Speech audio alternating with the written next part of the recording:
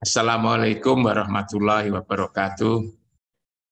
Alhamdulillahirabbil alamin. Wassalatu wassalamu ala asrofil anbiya'i wal mursalin. Sayyidina wa maulana Muhammadin wa ala alihi wa sahbihi ajmain. Nama ba'du. Kita banyak bersyukur pada Allah, salawat dan salam kita persembahkan ke hadapan ikutan kita Muhammad Rasulullah sallallahu alaihi wasallam. Ibu, bapak-bapak, semua para peserta halaqah, Gus Wahid, kita hormati, kita cintai bersama. Malam hari ini kita diajak untuk mencari rahasia hidup bahagia. Jadi kita semua ingin bahagia, tetapi lalu kemudian rahasianya itu seperti apa ya kita cari malam hari ini. Dari apa yang diurai oleh Gus Wahid, lalu kemudian juga diteruskan oleh Prof. Komarudin Hidayat, lalu kemudian tadi juga diteruskan saudara kita tadi yang barusan. Apa yang dikatakan oleh Gus Wahid tadi bahwa Gus Wahid mengajak kita mengenal diri dan kebahagiaan itu berada pada rasa. Lalu kemudian Gus Wahid juga mengingatkan bahwa letak kebahagiaan itu manakala kita nyambung dengan Allah.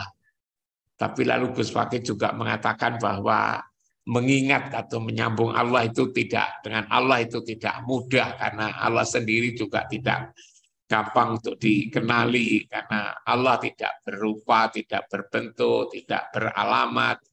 Walam yakullahu kufuwan ahad. Tidak ada yang menyerupai apapun, laisa kamitslihi syai'un, dan seterusnya.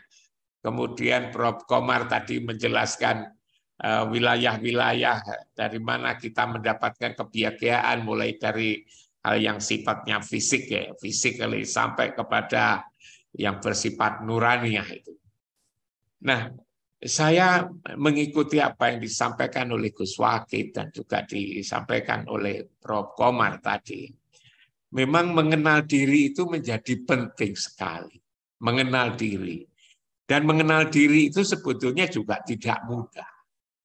Hanya sayangnya dalam kajian-kajian agama, pelajaran agama di sekolah dasar sampai perguruan tinggi itu, jarang kita mendapatkan kejelasan tentang siapa sih sesungguhnya diri kita ini. Manakala kita tidak mengenali diri kita ini siapa, lalu kemudian bagaimana kita mendapatkan kebahagiaan itu? Kalau saya membaca Al-Quran, dulu pernah saya katakan, kalau kita membaca buku-buku biologi, maka isinya ya tentang kehidupan, lalu kemudian fisika, tentang bagaimana benda-benda dunia jagat raya ini, kalau bicara ekonomi, bagaimana cara orang mendapatkan kekayaan, dan seterusnya. Tapi seringkali kita tidak pernah memperhatikan Quran yang tebal, yang 114 surat, yang 30 juz itu sebetulnya bicara apa ini? Masa 6.660 ayat ya katanya jumlahnya seperti itu. Lalu kemudian tidak kita kenali. Bicara apa Al-Quran itu intinya? Jangan-jangan Al-Quran itu bicara tentang diri kita ini sebetulnya. Siapa diri yang sebenar-benar diri? Ini sih jangan-jangan itu. Lalu kemudian kita banyak mengkaji Quran, bahkan juga menghafal Al-Quran. Tapi setelah selesai mengkaji, selesai menghafal, kita masih saja tidak mengenal diri kita ini siapa. Seperti yang diingatkan oleh Gus Wahid itu. Nah ini saya kira perlu kita suarakan bahwa memang mengenal diri kita sendiri, kita ini siapa, kita sedang di mana, kita ini sebetulnya akan kemana, itu jangan-jangan Al-Quran itu bicara itu. Lalu Al-Quran mengenalkan siapa sesungguhnya utusan-utusan Allah itu, dan juga siapa sesungguhnya Allah itu sendiri. Di samping lalu kemudian juga kehidupan di dunia dan di akhirat. Manakala ini kita mengenal, kita kenalkan, dan diri kita sendiri kita tahu. Saya selalu mengatakan orang yang tidak bagus itu kan orang yang tidak tahu diri. Jangan-jangan kita terlibat di situ gitu kan, padahal Al-Qur'an bicara itu. Nah, tatkala kita bisa mengenal diri kita, ini saya kira bagus sekali, indah sekali, dan disitulah kunci daripada kebahagiaan itu. Yang tadi Prof. Komarudin Hidayat mengawali daripada kita mengenal hal yang sifatnya fisik. Memang manusia itu fisik, yang kelihatan fisik. Tubuh kita bisa lihat Prof. Salman, kita lihat Pak Mansur, Maksum, kita lihat lewat anus. Ini adalah fisik. Tapi di dalam fisik itu sebetulnya ada ruh. Tadi dikatakan, di dalam fisik itu ada ruh. Orang menyebut ruhani. Di dalam ruhani itu, masih ada, di dalam ruh itu ada namanya rasa. Yang namanya nikmat, yang namanya zat. Rasa ini nih, ya rasa ini yang bisa merasakan bahagia, yang bisa menikmati, yang juga bisa merasakan tidak bahagia. Rasa yang ada pada manusia ini yang seharusnya kita kenali, yang itu merupakan inti. Bagaimana rasa ini agar menjadi bahagia? Ternyata rasa itu ada sifat.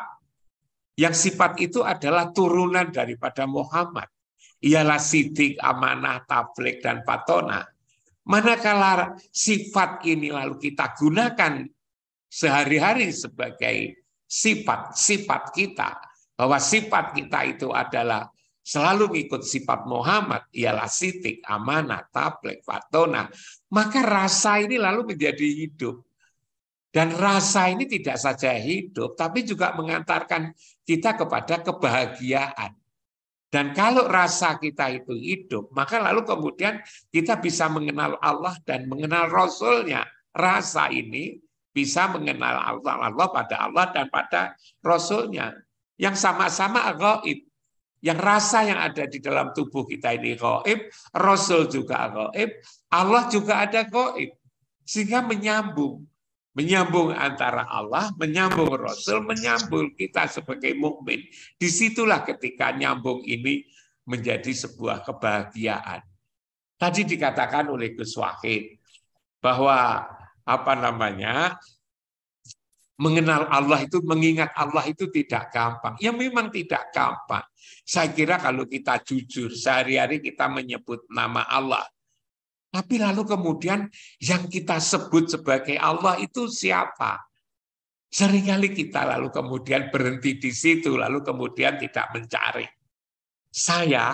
Pengalaman saya, kalau saya sudah kebingungan siapa sesungguhnya yang akan saya cari yang bernama Allah itu, maka cara saya adalah saya mencari yang selalu dengan Allah.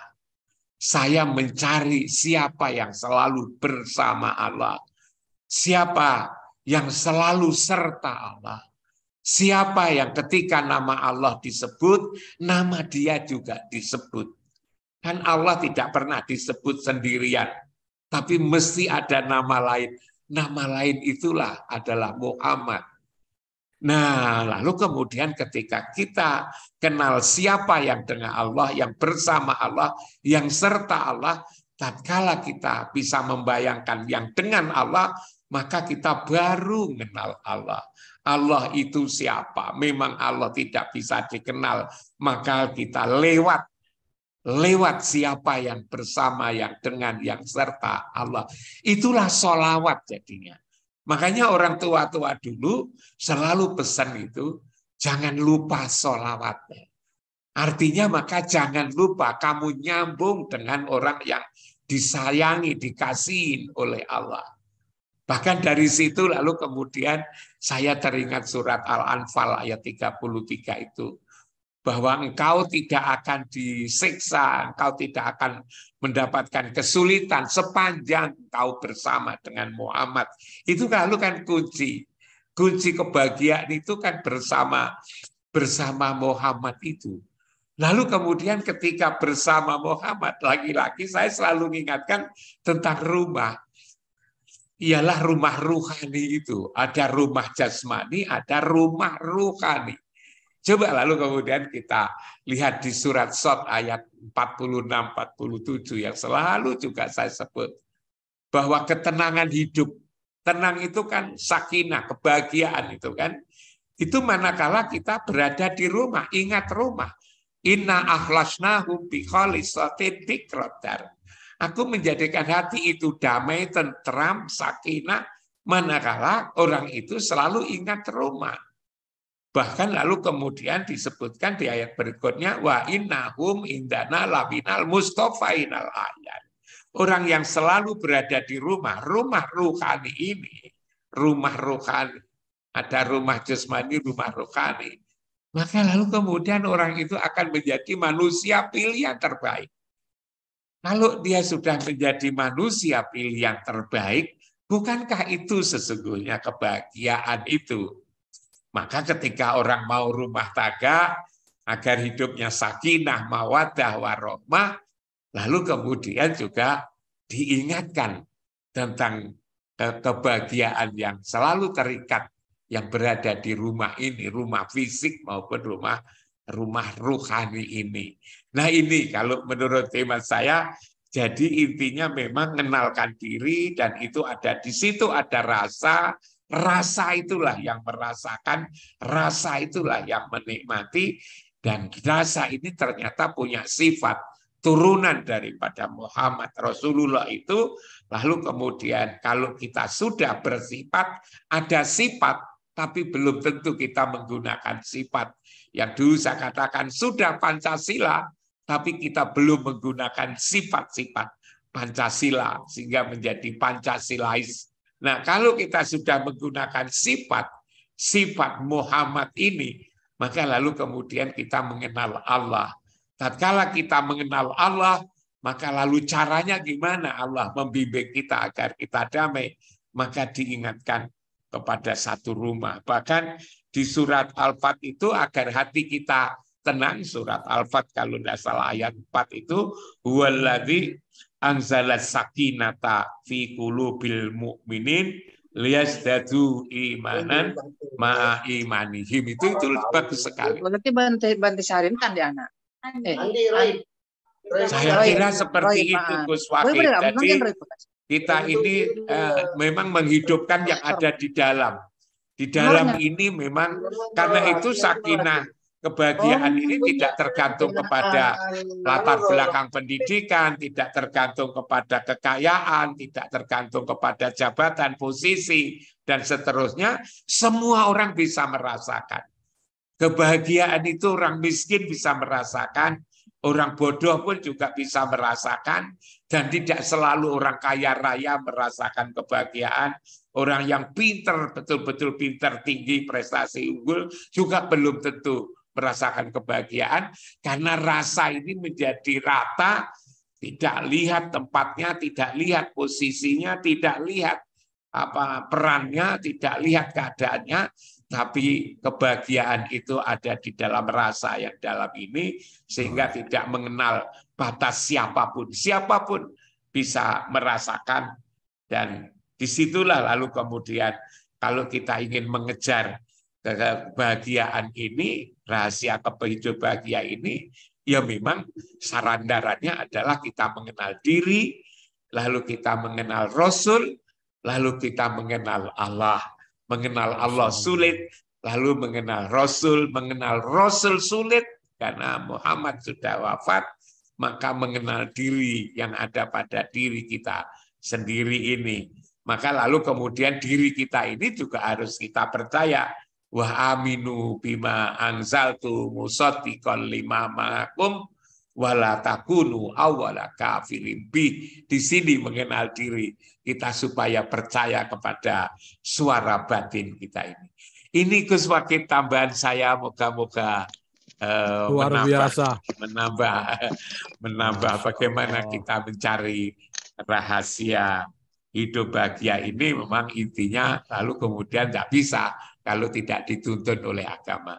Makasih. Assalamualaikum warahmatullahi wabarakatuh. Waalaikumsalam warahmatullahi wabarakatuh.